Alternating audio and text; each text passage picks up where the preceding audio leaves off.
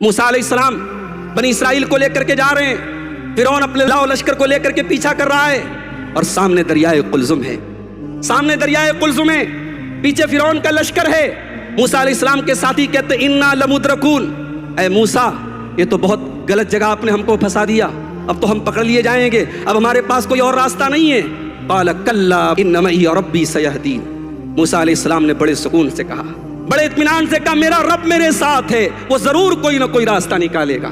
موسیٰ علیہ السلام کی زبان سے یہ جملہ نکلا تھا، اللہ کہتا فأوحینا الی موسیٰ ان اضرب بعصاک البحر فانفجر فکان کل فرق کالطود العظیم۔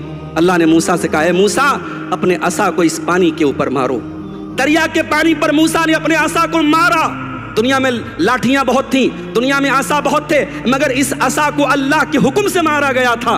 موسیٰ نے اس عصا کو پانی پر مارا، پانی پھٹ گیا، پانی کے بیچ میں ایک راستہ بن گیا۔ آپ نے پانی کے اوپر برج دیکھا ہوگا، پانی کے اوپر پل دیکھا ہوگا، یہ پانی دونوں طرف سے تھم گیا اور پانی کے بیچ سے موسیٰ اور بنی اسرائیل کے راستہ بن گیا، اور پانی پہاڑوں کی طرح دونوں طرف کھڑا ہو گیا۔